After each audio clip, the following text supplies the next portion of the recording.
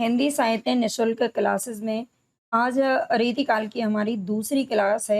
एक क्लास हम कंप्लीट कर चुके हैं। अगर आपने नहीं देखी है तो उसको ज़रूर देख लेना। और आदिकाल और भक्ति काल भी हम कंप्लीट कर चुके हैं। बेस्ट कंटेंट यानी कि बहुत ही बेहतरीन फुल डिटेल के साथ में ये वन लाइनर क्लासेस हमारी चल रही हैं। वन लाइनर के माध्यम से ही आपको पूरा हिंदी साहित्य करवाया जा रहा है, ठीक है? जो भी बच्चे नए हैं तो सब्सक्राइब ज़रूर कर लेना चैनल को और अंत तक ज़रूर देखिए वीडियो को, ठीक है? चिंतामणि त्रिपाठी से शुरू करेंगे। इसके पहले हम यहाँ पर हमने पढ़ा था किसको? केशव दास को, ठीक है? केशव दास को पढ़ा था यहाँ पर कंप्लीट फुल डिटेल में इनकी सभी क रचनाओं को। अब चिंतामणि त्रिपाठी से पढ़ेंगे। इनका जन्म हुआ था डॉक्टर नगेंद्र के अनुसार पहले बात करेंगे तो डॉक्टर नगेंद्र ने इनका माना है 1600 ईस्वी। आचार्य शुक्ल जबकि 1609 ईस्वी मानते हैं, ठीक है? निधन हुआ था 1680 से 85 ईस्वी के लगभग, मतलब कोई फिक्स पता नहीं है। जन्म स्थान माना जाता है इनका तिकवापुर यानी कि कानपुर के अंदर, कानपुर उत्तर प्रदेश। जबकि नवीन खोजों के अनुसार ये फतेहपुर के कोड़ा जहांबाद नामक स्थान के निवासी माने जाते हैं, ठीक है? नवीन खोजों के अनुसार अलग है, वैसे तिकवापुर मानते हैं। शुक्ल जी ने भी तिकवापुर ही माना है। इनके भाई थे यानी कि छोटे भाई, अनुज लिखा हुआ है। अनुज का अर्थ होता है छोटे भाई थे इनके, मतीराम, भूषण और जटाशंकर। 4 भाइयों का जिक्र है जो इनका किया गया है। इनके आश्रयदाता की बात करें तो किस-किस के दरबार में कवि रहे थे? शाहजी भोंसले, शाहजहां और दारा सिकोह, ठीक है? शाहजी भोंसले, शाहजहां और दारा सिकोह के आश्रय में रहे थे। इनके द्वारा रचित 9 ग्रंथ बताए गए हैं, ठीक है? 9 ग्रंथ बताए गए हैं। 9 ग्रंथों में कौन-कौन से आते हैं? तो रसविलास, छंद विचार पिंगल, श्रृंगार मंजरी, कवि कुल कल्पतरु, कृष्ण चरित्र, काव्य विवेक, काव्य प्रकाश, कवित्व विचार और रामायण। अंतिम 4 अनुपलब्ध हैं, यानी कि अंत के 4 जो हैं ये काव्य विवेक, काव्य प्रकाश, कवित्व विचार और रामायण, ये 4 ग्रंथ इनके अनुपलब्ध हैं, मतलब अभी तक कहीं प्राप्त हो नहीं पाई हैं, सिर्फ जिक्र किया गया है। रामचंद्र शुक्ल के अनुसार शुक्ल जी क्या कहते हैं? शुक्ल जी ने तो चिंतामणि त्रिपाठी को ही क्या माना है? रीतिकाल का प्रवर्तक माना है। तो ये क्या कहते हैं? चिंतामणि को आचार्य के रूप में मान्यता इस दृष्टि से भी विशेष है कि उन्होंने केशव के द्वारा अपनाए गए भामा व दंडी की परंपरा को छोड़कर मम्मट और विश्वनाथ की परंपरा को अपनाया और उनके पश्चात रीतिकाल के अनेक आचार्यों ने भी उसी परंपरा को ग्रहण किया है, ठीक है? रीतिकाल के अनेक आचार्यों ने भी उसी परंपरा को क्या किया है? ग्रहण किया है। ये रामचंद्र शुक्ल के अनुसार कहा गया है। रस विलास इनकी जो प्रथम रचना है, रस विलास। रस विलास ये एक रस विवेचन ग्रंथ है, ठीक है? रसपरक ग्रंथ है। 1633 ईस्वी इसका प्रकाशन वर्ष है। इसमें भानुदत्त, ये भानुदत्त वही हैं जिन्होंने छल नामक संचारी भाव सबसे पहले दिया था, ठीक है? तो भानुदत्त की रसमंजरी, रसमंजरी में इन्होंने छल नामक संचारी भाव को दिया था। देव ने बाद में दिया था। रसमंजरी और रस तरंगिणी के अतिरिक्त धनंजय के 10 रूपक तथा विश्वनाथ के साहित्य दर्पण का यहाँ आश्रय लिया गया है, ठीक है? चिंतामणि ने जो रस विलास लिखा है उसमें इतने सारे ग्रंथों को आधार बनाया गया है। दूसरी रचना इनकी है श्रृंगार मंजरी। ये आंध्र के संत अकबर शाह की श्रृंगार मंजरी के संस्कृत अनुवाद का ब्रज भाषा में अनुवाद है, ठीक है? आंध्र के संत हैं अकबर शाह, उनकी श्रृंगार मंजरी के संस्कृत अनुवाद का ब्रज भाषा में अनुवाद किया गया है इसी नाम से, ठीक है? नाम दोनों का एक ही है। ये नायक नायिका भेद ग्रंथ है। अगला इनका ग्रंथ है कवि कुल कल्पतरु 1650 ईस्वी। ये इनकी प्रसिद्ध रचना है जिसमें 8 अध्याय हैं और 1133 क्या है? पद्य हैं, ठीक है? इसमें 8 अध्याय हैं कवि कुल कल्पतरु, याद रख लेना। 2 2 4 2 6 7 8 8 ही शब्द हैं इसमें, ये भी थोड़ा ध्यान रख लेना, ठीक है? 8 शब्द हैं, अगर लय को छोड़ दें तो आधा लय है। 8 शब्द हैं और 8 ही अध्याय हैं, इस तरह से भी आप याद रख सकते हो। काव्य के 10 अंगों का विवेचन इसमें किया गया है। अगली इनकी रचना का नाम आता है छंद विचार पिंगल। इसमें प्राकृत पेंगलम, ठीक है, जो कि वंशीधर लक्ष्मीधर के द्वारा लिखा गया है। प्राकृत पेंगलम तथा भट्ट केदार के व्रत रत्नाकर के आधार पर कृष्ण का चरित्र वर्णन है, ठीक है? छंद विचार पिंगल में इनकी ब्रज भाषा विशुद्ध दिखाई पड़ती है। विशुद्ध का अर्थ शुद्ध होता है। इनके कुछ उदाहरण भी दिए गए हैं यहाँ पर, देख लीजिए। यहाँ पर ये इनकी ब्रज भाषा की पंक्तियां हैं। अवलोकनी में पलके ना लगे, पलकऊ अवलोकी बिना ललके, पति के परिपूर्ण प्रेम पगी, मन और सुभाग लगे ना लके, ठीक है? ये पंक्ति मिलती है। आखिन मूंदवे के मिस आनी, अचानक पीठ उरोज लगावे, केहू केहू मुस्काए चिते, अंगराय अनुपम अंग दिखावे, अनुपम अंग दिखावे। ठीक है, ये पंक्ति इनकी ब्रज भाषा की है, याद रखना चिंतामणि की। चिंतामणि त्रिपाठी वस्तुतः रसवादी आचार्य हैं। ठीक है, ये रसवादी आचार्य माने जाते हैं और इनके आदर्श संस्कृत के आचार्य मम्मट एवं आचार्य विश्वनाथ हैं। इनके आदर्श कौन रहे हैं? मम्मट रहे हैं। मम्मट ने भी काव्य प्रकाश लिखा था और चिंतामणि ने भी लिखा है, और आचार्य विश्वनाथ रहे हैं। ठीक है, यहाँ पर बाकी की पंक्तियां नहीं दे रखी हैं, वैसे तो मैंने मोस्टली सभी कालों में सभी कवियों की पंक्तियां साथ में दे रखी हैं, लेकिन इनकी मैं अलग से करवाऊंगी। ठीक है, नोट्स में तो ये साथ में है, लेकिन इनकी अब अलग से करवाऊंगी, अलग से एक क्लास मिल जाएगी, जैसे कि मैं करवाती भी हूँ वैसे सभी की। तीसरा यहाँ पर जो कवि का नाम आता है वो है कुलपति मिश्र। ठीक है, कुलपति मिश्र क्या कहते हैं? इनका जन्म हुआ था 1620 ईस्वी और मृत्यु हुई थी 1700 ईस्वी में। आगरा के निवासी थे, माथुर चौबे थे। ठीक है, कुलपति मिश्र जयपुर के कुर्म वंशीय महाराजा जय सिंह के पुत्र राय सिंह के आश्रय में रहते थे। इनके पिता का नाम था परशुराम मिश्र। ठीक है, जन्म हुआ था 1620 ईस्वी में, याद रखना। मृत्यु 1700 ईस्वी। ठीक है, ईस्वी में लिखा हुआ है यहाँ पर। आगरा के रहने वाले थे माथुर चौबे, जयपुर के कुर्म वंशीय महाराजा जय सिंह के पुत्र राय सिंह के आश्रय में रहते थे। पिता का नाम था परशुराम मिश्र। ध्वनिवादी कवि थे ये, और इनका रचना काल था 1660 से 1700। ठीक है, 1660 से 1700 है।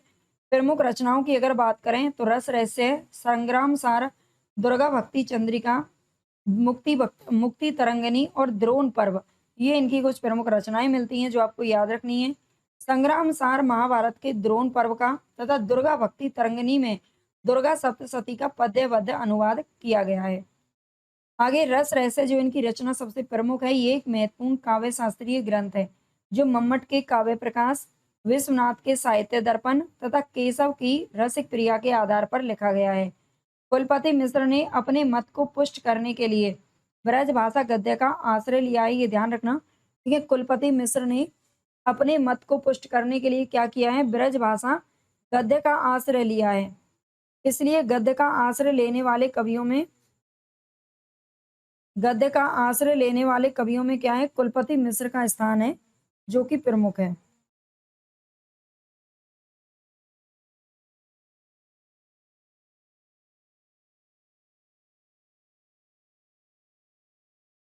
ठीक है, इसका यहाँ पर ध्यान रखना है। आगे क्या है इसमें? अगला नाम यहाँ पर आता है मतीराम का। ठीक है, जितना इंपॉर्टेंट है उतना यहाँ पर आपको कराया जा रहा है। मतीराम का नाम आता है। इनका जन्म हुआ था 1604 ईस्वी, बनपुर नामक स्थान, जिला फतेहपुर, उत्तर प्रदेश।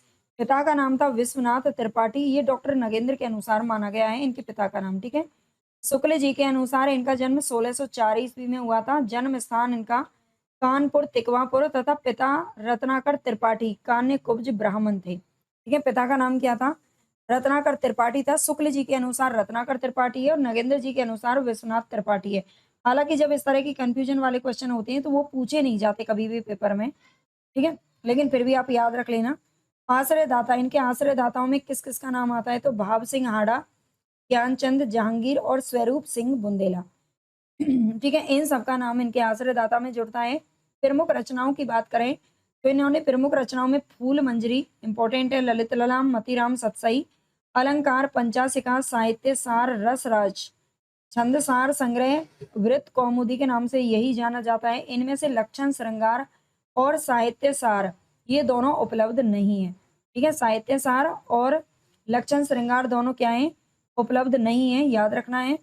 आगे फूल मंजरी जो इनकी रचना है इसके बारे में देखेंगे। इसकी रचना 1619 ईस्वी में जहांगीर की आज्ञा से हुई थी। ठीक है, फूल मंजरी की जो रचना है वो जहांगीर की आज्ञा से की गई थी।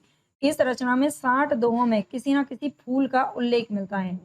फूल मंजरी में किसी ना किसी फूल का उल्लेख मिलता है 60 दोहों के अंदर।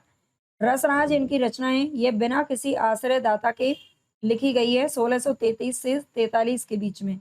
रसराज श्रृंगार रस निरूपक श्रेष्ठ ग्रंथ है। ठीक है, जो रसराज है रस से ही संबंधित है। श्रृंगार रस निरूपक श्रेष्ठ ग्रंथ है जिसमें नायक नायिका भेद का भी वर्णन किया गया है और यह रचना रसिक जन का कंठहार कही जाती है। ठीक है, जो रसराज है ये रसिक जनों का कंठहार कही जाती है, याद रखना।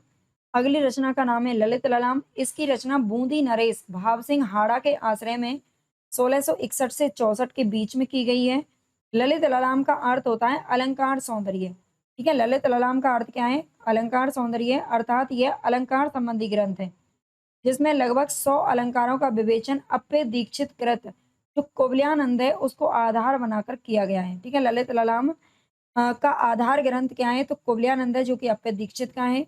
इसके 60 छंदों में राज प्रशस्ति है। ठीक है, राजाओं की प्रशंसा की गई है 60 छंदों के अंदर। मतीराम सतसई जो अगली रचना है, इसकी रचना 1681 ईस्वी में भोगनाथ के आश्रय में की गई है। ठीक है, भोगनाथ के आश्रय में जब ये रहे थे तब इसकी रचना की गई है मतीराम सतसई की 1681 ईस्वी। अगली रचना का नाम है अलंकार पंचासिका। इसकी रचना 1690 ईस्वी में ज्ञानचंद के आश्रय में की गई है। ठीक है, अलंकार पंचासिका की रचना 1690 में ज्ञानचंद के आश्रय में की गई। अगली रचना का नाम है विरत कौमुदी। इसकी रचना 1701 ईस्वी में, ठीक है, 1701 ईस्वी में स्वरूप सिंह बुंदेला के आश्रय में की गई है। छंद विवेचन से संबंधित यह रचना 5 प्रकाशों, प्रकाश यानी कि अध्याय, चैप्टर में विभक्त है। विरत कौमुदी याद रखना। अगली यहाँ पर आचार्य रामचंद्र शुक्ल जी का नाम आता है। तो शुक्ल जी क्या कहते हैं?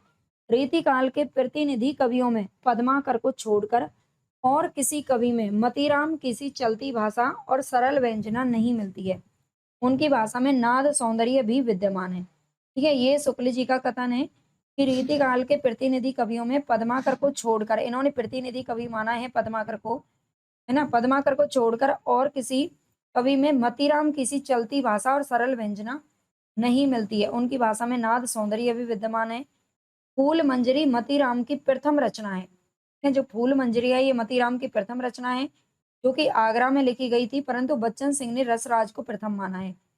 पॉइंट ध्यान देना, यहाँ पर एक एक लाइन, एक एक पॉइंट आपकी परीक्षा की दृष्टि से मोस्ट इंपॉर्टेंट है। ठीक है, एक तो कोई भी बच्चा, मुझे नहीं लगता स्किप करने की जरूरत है कहीं से भी, आपको स्किप करके आप बिल्कुल मत पढ़िए, है ना, सब कुछ आपको पढ़ना है अच्छे से। आगे देखते हैं, देव कवि का नाम आता है। ठीक है, मोस्ट इंपॉर्टेंट है देव कवि, और इनसे बहुत ज्यादा मात्रा में क्वेश्चन बनते हैं। तो देव कवि के बारे में देखते हैं क्या कहते हैं ये। इनका जन्म 1673 ईस्वी में उत्तर प्रदेश के इटावा, ठीक है, उत्तर प्रदेश के इटावा नामक स्थान पर हुआ था, और निधन हुआ था 1767 ईस्वी। ठीक है, 1767 में हुआ था। इनका पूरा नाम था देवदत्त, और इनके पिता का नाम था बिहारी लाल दुबे। ठीक है, इनका जन्म 1673 में उत्तर प्रदेश के इटावा नामक स्थान पर हुआ था, और निधन 1767 में हुआ। पिता पूरा नाम था देवदत्त। इनके पिता का नाम क्या था? बिहारी लाल दुबे। वो बिहारी लाल नहीं है, ठीक है, बिहारी लाल दुबे इनके पिता का नाम था। ये अनेक राजा, रईसों और नवाबों के आश्रय में रहते। बहुत सारे आश्रयदाता इनके रहे हैं, जिनमें देख लीजिए, आजम शाह का नाम आता है, भवानी दत्त वैसे, राजा कुशल सिंह, सेठ भोगीलाल, राजा उद्योग सिंह, सुजान मणि, अली अकबर खान आदि प्रमुख हैं। ये सारे जो हैं, इतने सारे आश्रयदाताओं के ये पास रहे थे। यह हित हरिवंश के अनन्य संप्रदाय में दीक्षित थे। ठीक है, ये हित हरिवंश के अनन्य संप्रदाय में दीक्षित थे, याद रखना। इनकी गणना आचार्य और कवि दोनों रूपों में की जाती है। ठीक है, देव की गणना आचार्य और कवि दोनों माना जाता है इनको। डॉक्टर विश्वनाथ त्रिपाठी ने देव को आचार्य नहीं, मूलतः कवि माना है। ठीक है, विश्वनाथ त्रिपाठी ने इनको आचार्य नहीं माना, जबकि शुक्ल जी ने माना है ना। जबकि डॉक्टर नगेंद्र ने दोनों रूपों को मान्यता दी है। डॉक्टर बच्चन सिंह क्या कहते हैं कि देव मादक सौंदर्य के कवि हैं। ये देव के बारे में बच्चन सिंह का कहना है कि देव मादक सौंदर्य के कवि हैं। इनके सौंदर्य वर्णन में व्यक्तिकता, कल्पनात्मक उड़ान, अनुभूति की गहराई और विस्मय का रासायनिक मिश्रण है, जो देव उस काल के अन्य कवियों से भिन्न ठहरता है। आचार्य हजारी प्रसाद द्विवेदी जी का कहना है कि कवि देव के चित्र सब प्रकार से परिपूर्ण है। ठीक है, कवि देव के चित्र सब प्रकार से परिपूर्ण है, परंतु मजमून संभालने में देव प्राय चूक जाते हैं। ये हजारी प्रसाद द्विवेदी जी ने कहा है। डॉक्टर त्रिभुवन सिंह का क्या कहना है कि जिस प्रकार से मतीराम ने नायक नायिका को श्रृंगार का आलम्बन माना है, ठीक है, जिस प्रकार से मतीराम ने नायक नायिका को श्रृंगार का आलम्बन माना है, ठीक उसी प्रकार देव ने भी उन्हें श्रृंगार का आधार माना है। ठीक है, ये त्रिभुवन सिंह ने कहा है। इनकी प्रमुख रचनाओं की बात करें तो बहुत सारी रचनाएं हैं जो देव कवि ने लिखी हैं। कवि देव द्वारा रचित ग्रंथों की संख्या 72 मानी जाती है। ठीक है, प्रमुख रचनाओं में देख लीजिए, कवि देव की 72 रचना मानी जाती है। जान कवि जो हमने पीछे पढ़े हैं, है ना, और सूफी कवियों में उन्होंने, उनकी भी संख्या 72 मानी जाती है ग्रंथों की। जिनमें प्रधान रचनाएं देख लीजिए यहाँ पर। भाव विलास, एक एक रचना को पढ़ लेना।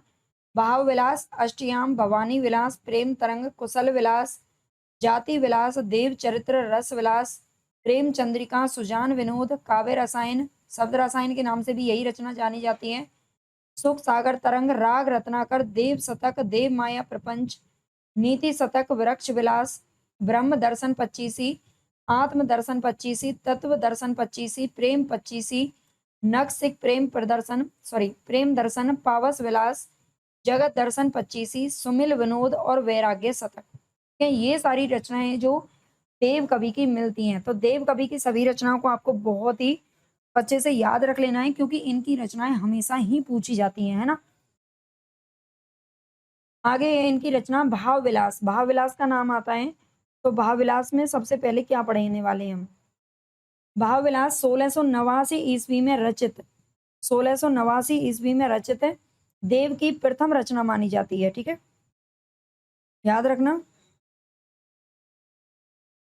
देव कवि की भाव विलास, देव कवि की भाव विलास 1689 ईस्वी में लिखी गई और ये देव की प्रथम रचना मानी जाती है। यह रचना राजा आजम शाह यानी कि औरंगजेब का पुत्र था आजम शाह, जिसके आश्रय में लिखी गई थी।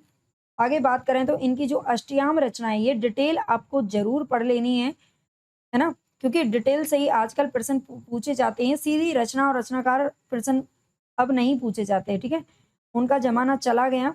अष्टयाम, इसमें 8 प्रहरों के बीच, नायक नायिका के बीच होने वाले विविध विलासों का वर्णन किया गया है और यह रचना आजम शाह के आश्रम में लिखी गई है, आश्रय में, ठीक है, आजम शाह के आश्रय में लिखी गई है। ये आपको अच्छे से याद रख लेना है। अगली रचना है इनकी भवानी विलास।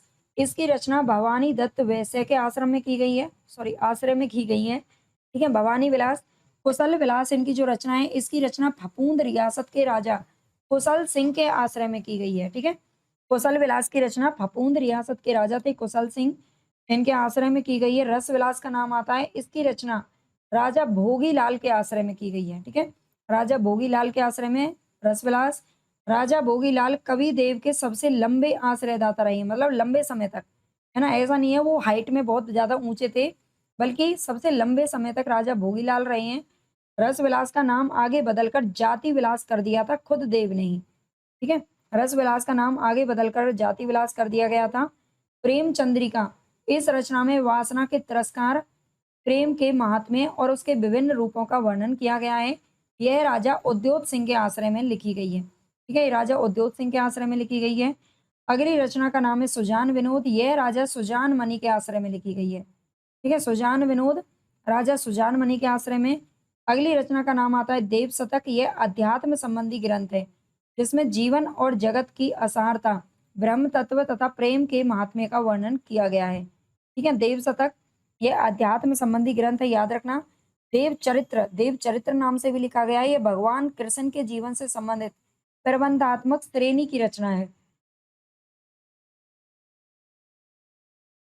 नेक्स्ट है देव माया प्रपंच। देव माया प्रपंच, यह इनकी प्रतीकात्मक शैली की रचना है, जो मूलतः संस्कृत के कृष्ण मिश्र द्वारा रचित प्रबोध चंद्रोदय नाटक पर आधारित है। देव माया प्रपंच, ठीक है, शब्द रसायन या काव्य रसायन के नाम से जो रचना जानी जाती है, इसमें इस रचना में इन्होंने काव्य के विविध अंगों यानी कि विविधांग निरूपक ग्रंथ पर प्रकाश डाला है। इस ग्रंथ में देव ने छंद यानी कि शब्द रचना को काव्य का तन, रस को जीव तथा अलंकार को शोभावर्धक धर्म कहा है इस रचना के अंदर।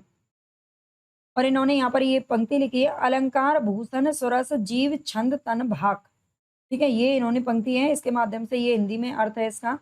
देव ने श्रृंगार रस को सर्वाधिक महत्व दिया है। उनके अनुसार रसों की संख्या 9 मानना समुचित नहीं है, ठीक है, रस तो एक ही है और वह है श्रृंगार। इन्होंने केवल एक ही रस माना है जिसका नाम है श्रृंगार।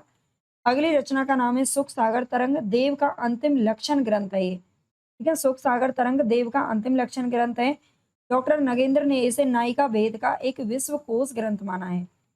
अगला यहाँ पर नाम आता है किसका, देव कवि से संबंधित महत्वपूर्ण तथ्य, ठीक है, देव कवि से संबंधित महत्वपूर्ण तथ्यों की अगर बात करें तो देव रीति काल के श्रेष्ठ कवियों में से हैं। इनकी तुलना बिहारी से की गई है, ठीक है, देव रीति काल के श्रेष्ठ कवियों में गिने जाते हैं और इनकी तुलना बिहारी से की गई है। देव बड़े की बिहारी, इस विवाद के जन्मदाता कौन थे, मिश्र बंधु थे, ठीक है, देव बड़े की बिहारी, इस विवाद को शुरू किसने किया था? मिश्रबंधु ने किया था और इस पर फिर बहुत सारे ग्रंथ आगे लिखे गए थे। हिंदी साहित्य जगत में देव अपनी अक्कड़ता के लिए जाने जाते हैं, ठीक है? ये अक्कड़पन में रहते थे। इसी स्वभाव के कारण इन्होंने सर्वाधिक राजा और रजवाड़ों का आश्रय प्राप्त किया था। इन्हें कोई स्थायी आश्रयदाता नहीं मिला, क्योंकि जिसका थोड़ा-सा तेज स्वभाव होता है, वो आसानी से एक जगह नहीं टिक पाता है ना?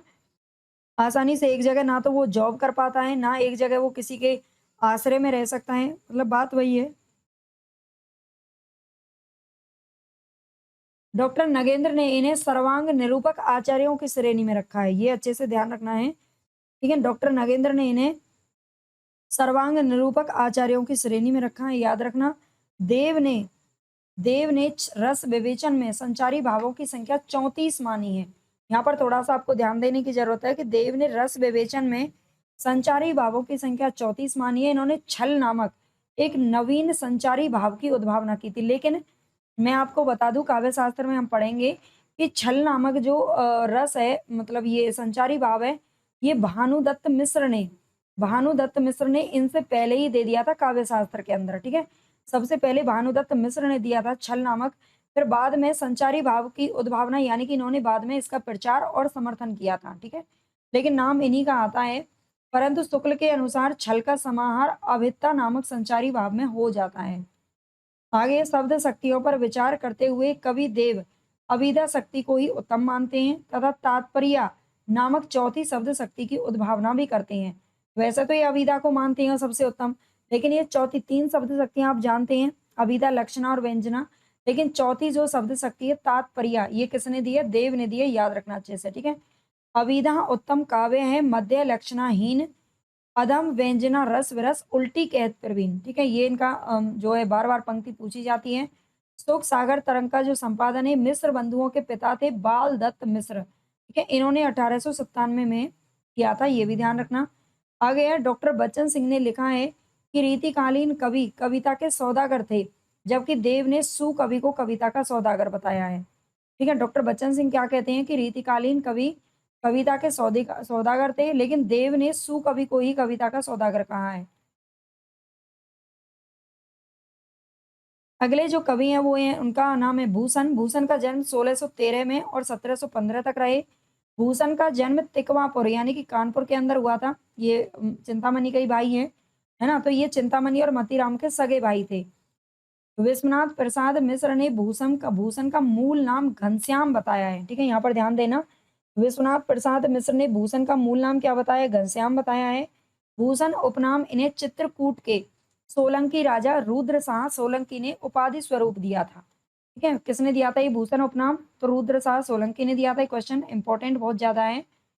कवि भूषण छत्रपति शिवाजी और उनके पौत्र साहूजी छत्रसाल बुंदेला आदि अनेक राजाओं के आश्रय में रहे, जिन्होंने वीर रस की कविताएं लिखकर अपूर्व ख्याति प्राप्त की है। इनकी प्रमुख रचनाओं की बात करें तो शिवराज भूषण, शिवा वावनी और छत्रसाल दशक, तीन ही रचनाएं जो इनकी प्रमुख रूप तौर पर मानी जाती हैं। इनकी रचनाएं रीति परक और प्रशस्ति परक थी। प्रशस्ति का अर्थ होता है प्रशंसा करना, किसी की बढ़ चढ़ करके, ठीक है? क्या करना? प्रशंसा करना। आगे है शिवराज भूषण को 105 अलंकारों में 284 छंदों का प्रयोग किया गया है, ठीक है? शिवराज भूषण को 105 अलंकारों में और 284 छंद है इसके अंदर। इसमें इन्होंने अपना जीवन परिचय भी दिया है भूषण ने। शिवा वावनी में भूषण ने वीर रस का प्रयोग करते हुए 52 छंदों का प्रयोग किया है। बावनी इसमें शीर्षक में ही लिखा गया है शिवा बावनी, ठीक है? तो 52 छंदों में है ये। शिवाजी की कीर्ति का यशोगान किया गया है। छत्रसाल बुंदेला के चरित्र वर्णन किया गया है 10 छंदों में, छत्रसाल दशक में, ठीक है? जो छत्रसाल दशक रचना है उसमें केवल 10 छंद हैं, जिसमें छत्रसाल बुंदेला का चरित्र वर्णन किया गया है। भूषण की रचनाएं मुक्तक शैली में रची गई हैं। शुक्ल ने भूषण की 3 रचनाओं के अतिरिक्त अन्य 3 रचनाओं का भी उल्लेख किया है, जिसमें नाम आता है भूषण उल्लास, दूषण उल्लास और भूषण हजारा। आगे है आलोचकों की दृष्टि में भूषण।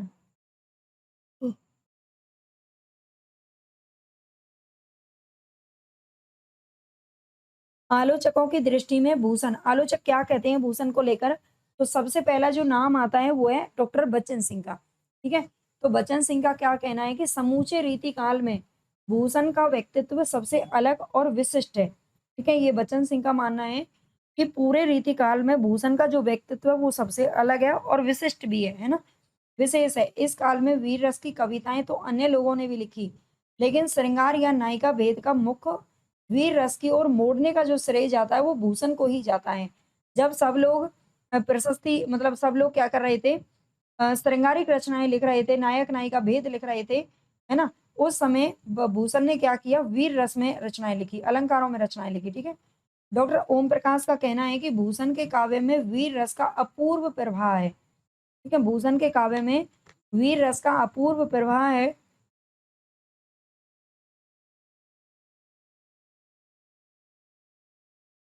इनकी तुलना खुशामदी कवियों से नहीं की जा सकती, ठीक है? इनकी जो तुलना है वो खुशामदी कवियों से नहीं की जा सकती जो अपने राजा महाराजाओं की मतलब खुशामद करने में ही लगे हुए थे। उनसे इनकी तुलना करना सही नहीं है।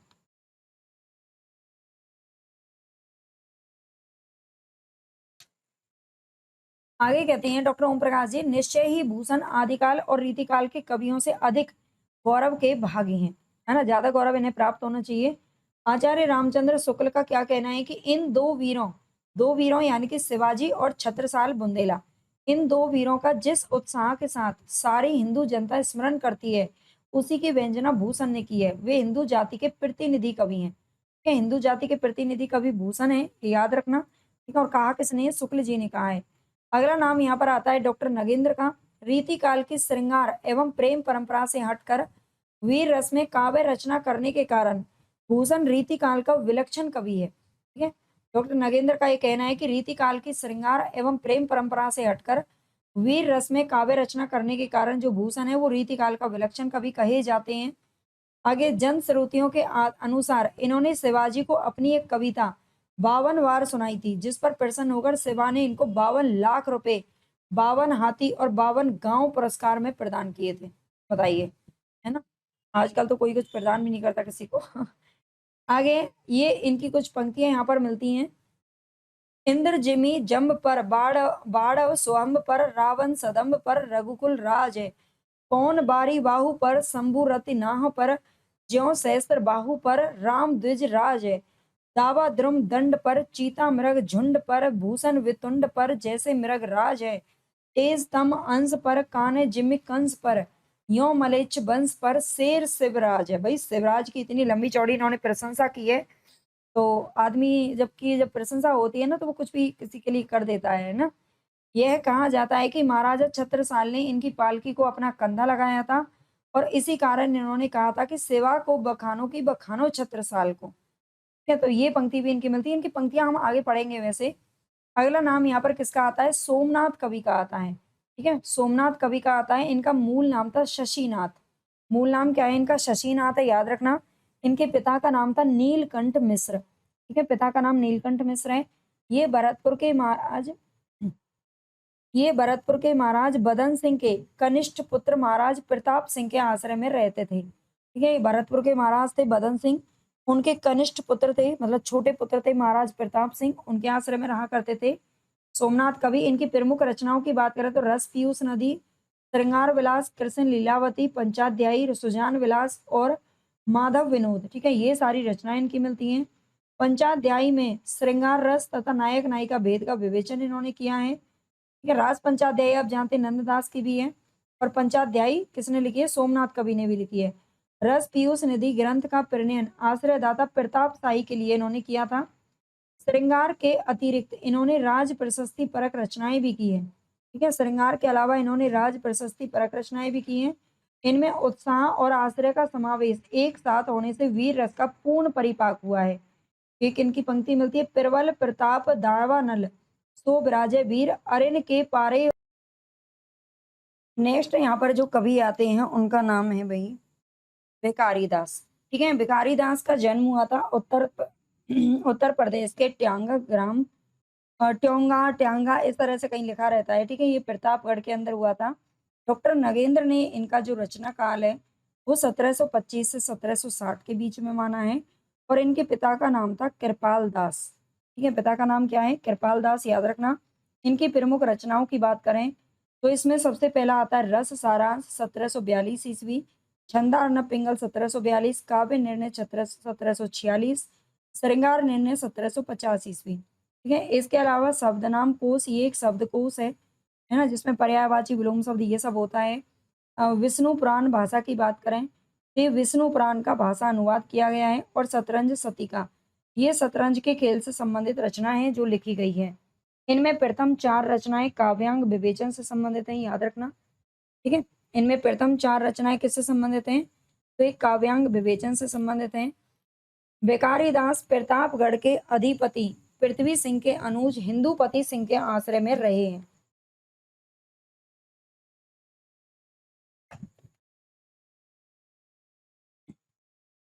ठीक है, यहाँ पर ध्यान देना है। बेकारीदास प्रतापगढ़ के अधिपति पृथ्वी सिंह के अनुज हिंदूपति सिंह के आश्रय में रहे। इनके आश्रय में रस सारांश, काव्य निर्णय और श्रृंगार निर्णय की रचना इन्होंने की है। ठीक है, हिंदूपति सिंह के आश्रय में इन्होंने 3 ग्रंथ लिखे हैं यहाँ पर, रस सारांश, काव्य निर्णय और श्रृंगार रस निर्णय। याद रखना किसके आश्रय में लिखे गए हैं, किसको समर्पित हैं, ये भी क्वेश्चन बहुत बनते हैं। मिस्र बंधुओं ने, और यहाँ पर बिंदु लिखा है, मिस्र बंधुओं ने रीति काल को 2 भागों में बांटा है। एक तो है पूर्व अलंकृत काल, ठीक है, और उत्तर अलंकृत काल।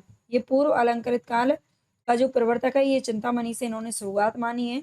इन्होंने उत्तर अलंकृत काल का बड़ा आचार्य भिखारी दास को माना था। ठीक है, उत्तर अलंकार का सबसे बड़ा आचार्य भिखारी दास को माना है।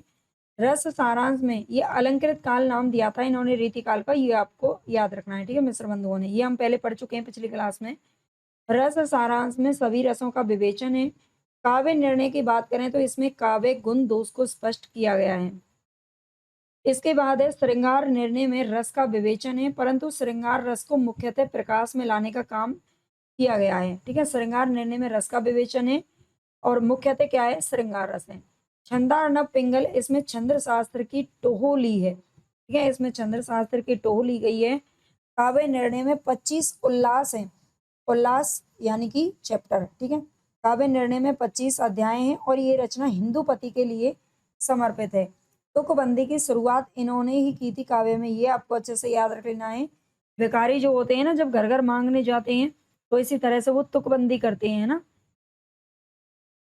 तो तुकबंदी की शुरुआत किसने की है, ये भिखारी दास ने की है। शुक्ल जी क्या कहते हैं कि देव सी ऊंची आकांक्षा या कल्पना जिस प्रकार इनमें कम है, उसी प्रकार की असफलता भी कहीं नहीं मिलती। जिस बात को ये जिस ढंग से चाहें वह ढंग बहुत विलक्षण ना हो, कहना चाहते हैं उसको कहने की पूरी सामर्थ्य इनमें थी, है ना। बात को ये जिस ढंग से भी कहना चाहें, है ना, वो ढंग भले ही कुछ विलक्षण ना हो, लेकिन अगर कहना चाहते हैं तो इनको पूरी सामर्थ्य थी कहने की। ये ऊंचे दर्जे के कवि थे। भिखारी दास को ऊंचे दर्जे के कवि शुक्ल जी ने कहा है, याद रखना। आचार्य हजारी प्रसाद द्विवेदी ने काव्य निर्णय ग्रंथ को भिखारी दास का श्रेष्ठ ग्रंथ माना है। ठीक है, हजारी प्रसाद द्विवेदी ने काव्य निर्णय ग्रंथ को भिखारी दास का श्रेष्ठ ग्रंथ मानते हैं। इनकी प्रसिद्ध पंक्तियों की बात करें तो आनन है अरविंद न फूले, अलीगन भूले कहाँ मंडरात हो, वनमाल थली लखी के मिरग सावक दौरी बिहार करे पे करे, अधर मधुरता कठिनता कुछ तीक्ष्णता त्योर, रस कवित परिपक्वता जाने रसिक न और, आगे के सुकवि रीजे तो सुकविताई है, ना तो राधिके कनाई सुमरन को बहानो है, तुलसी गंग दो भय सुकविन के सरदार। ठीक है, ये वाली पंक्ति बहुत पूछी जाती है। अगला नाम यहाँ पर आता है किसका, कुमार मणि का। ठीक है, कुमार मणि ग्रियर्सन के अनुसार इनका जन्म हुआ था 1746 ईस्वी और डॉक्टर नगेंद्र के अनुसार 1665 ईस्वी में हुआ था। अब देख लीजिए कितना अंतर है ना, कितना अंतर है। मतलब अलग अलग विद्वान अलग अलग जन्म मान लेते हैं, कुछ भी मान लेता है कोई भी, है ना, बस अपनी मनमर्जी चल रही है। ये नहीं पता बच्चों को याद करने में कितनी कठिनाई होगी आगे चल के, है ना। तो ग्रियर्सन इनका जो जन्म है वो 1746, हालांकि ये उतने प्रमुख कवियों में नहीं है जिनका जन्म पूछा जाता है, वो ज्यादातर चिंतामणि, केशवदास, भिखारी दास, ठीक है, इन सब का पूछा जाता है। देव कवि, भूषण कवि। कुमार मणि चिंतामणि त्रिपाठी की परंपरा के ध्वनि रसवादी आचार्य हैं। लेकिन आप ये नहीं कहेंगे कि मैम इसको क्या छोड़ दें, बिल्कुल नहीं छोड़ना है भी, याद सब कुछ करना है। ठीक है, क्योंकि आप कहाँ से क्या पूछ लिया जाए नहीं कह सकते हैं। अगला है इनका प्रमुख ग्रंथ की बात करें तो इन्होंने लिखा है रसिक रंजन 1708 ईस्वी और रसिक रसाल 1719 ईस्वी। रसिक रंजन संस्कृत कवियों की सूक्तियों का संग्रह है। ठीक है, जो रसिक रंजन है 1708 में लिखा गया, ये संस्कृत कवियों की सूक्तियों का संग्रह है। अगला नाम यहाँ पर आता है तोस कवि का, ठीक है। इलाहाबाद के निकट श्रृंगवेरपुर यानी कि सिंगरौर के निवासी थे। पिता का नाम था चतुर्भुज दास, है ना? ये वही चतुर्भुज दास हो सकते हैं जिन जो अष्टछाप के कवि थे, विठल नाथ के शिष्य थे, कुम्मन दास के पुत्र थे।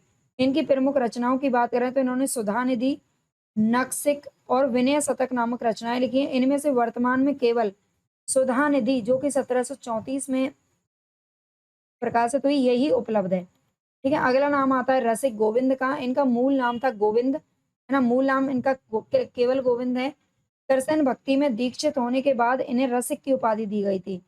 इन्होंने विपत्तियों से तंग आकर वृंदावन की शरण ले ली और वहां निम्बार्क संप्रदाय की हरि व्यास गद्दी की परंपरा के सर्वेश्वर शरण देव आचार्य के शिष्य बनकर रहने लगे। यहीं इनका 1836 ईस्वी में निधन हो गया था। इनकी प्रमुख रचनाओं की बात करें तो रामायण सूचनिका, ये बहुत पूछी जाती है रचना, रामायण सूचनिका, कलजुग रासो, अष्टदेश भाषा समय प्रबंध, युगल रस माधुरी, पदावली, रसिक गोविंद, आनंद घन, इसके बाद पिंगल, लक्ष्मण चंद्रिका और रसिक गोविंद। ठीक है, ये सारी रचनाएं हैं जो इनकी पूछी जाती हैं और इन सब का शुक्ल जी के ग्रंथ में भी वर्णन मिलता है। अगला नाम आता है यहाँ पर प्रताप शाही का। ये रीतिकार और टीकाकार दोनों थे। ठीक है, प्रताप शाही रीतिकार भी थे और टीकाकार भी थे। ये बुंदेलखंड निवासी रत्नेश बंदीजन के पुत्र थे तथा चरखारी नरेश महाराजा विक्रम सिंह के आश्रित में थे। शिव सिंह सेंगर ने इन्हें पन्ना के महाराज छत्रसाल का आश्रय प्राप्त था ऐसा बताया है। ठीक है, शिव सिंह सेंगर ने अपने ग्रंथ में इन्हें पन्ना के महाराज छत्रसाल का आश्रय कभी बताया है, याद रखना। व्यंग्यार्थ कौमुदी मोस्ट इंपॉर्टेंट इनका ग्रंथ है। व्यंग्यार्थ कौमुदी 1825 में लिखी गई इनकी रचना है। 1829 में इन्होंने लिखा था काव्य विलास। इसके बाद जयसिंह प्रकाश, श्रृंगार मंजरी, श्रृंगार शिरोमणि, अलंकार चिंतामणि, जुगल नक्सिक जिसमें सीताराम का नक्सिक वर्णन है, रस चंद्रिका और काव्य विनोद। ठीक है, ये सभी ग्रंथ हैं, महत्वपूर्ण है। रसराज की टीका लिखी थी इन्होंने 1839 ईस्वी में। ठीक है, इसके बाद नाम आता है रसनिधि का। रसनिधि 1603 से लेकर 1660 ईस्वी तक मौजूद थे। इनका वास्तविक नाम था पृथ्वी सिंह। ठीक है, ये बिल्कुल अलग हटके है तो इसको याद रखना पड़ेगा। पृथ्वी सिंह इनका वास्तविक नाम था, उपनाम है इनका रसनिधि।